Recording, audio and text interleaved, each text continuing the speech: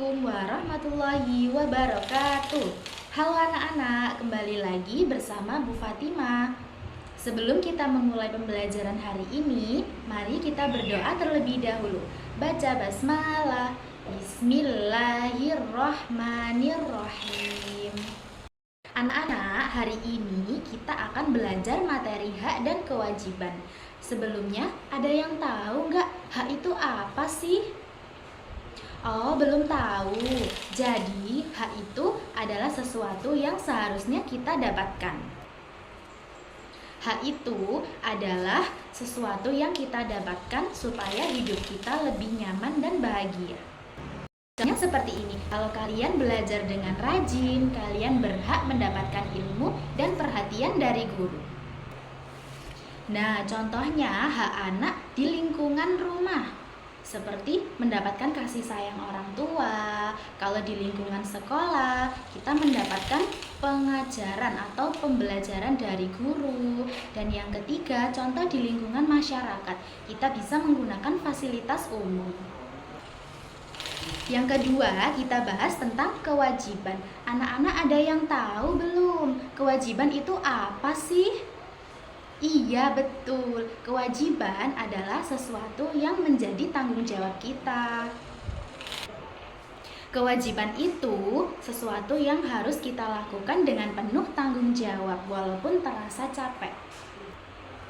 Contohnya nih, walaupun kita merasa capek, tetapi kita tetap harus belajar dan menaati peraturan. Itu namanya kewajiban. Contohnya nih, kewajiban anak di lingkungan rumah, kita harus belajar dengan rajin. Kalau di lingkungan sekolah, kita harus menaati peraturan. Dan di lingkungan masyarakat, kita harus menjaga kebersihan. Nah, jadi hak dan kewajiban itu saling berhubungan.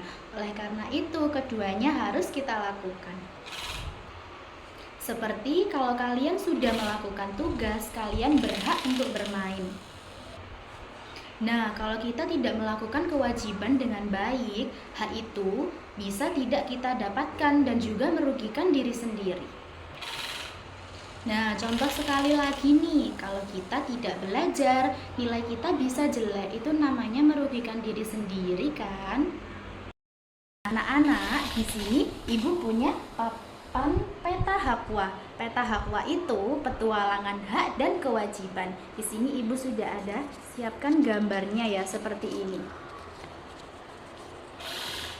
Cara bermainnya, kita tempelkan gambarnya di papannya. Contohnya ya, ini yang pertama. Menggunakan fasilitas umum. Fasilitas umum itu termasuk hak atau kewajiban? Termasuk hak, betul sekali. Hak di mana? Di lingkungan masyarakat. Kita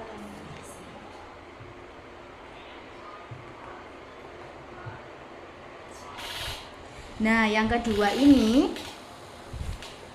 mendapat pelajaran dari guru. Mendapat pelajaran dari guru berarti termasuk hak atau kewajiban? Termasuk hak. Hak di mana? Di lingkungan sekolah. Betul sekali. Kita tempel di lingkungan sekolah.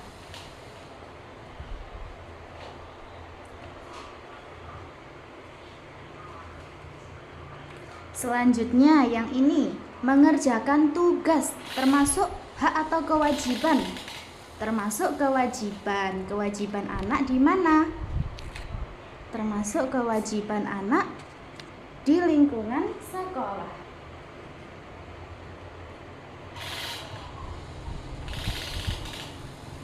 Selanjutnya, membantu pekerjaan rumah. Membantu pekerjaan rumah itu termasuk hak atau kewajiban? Termasuk kewajiban. Kewajiban di mana? Di rumah.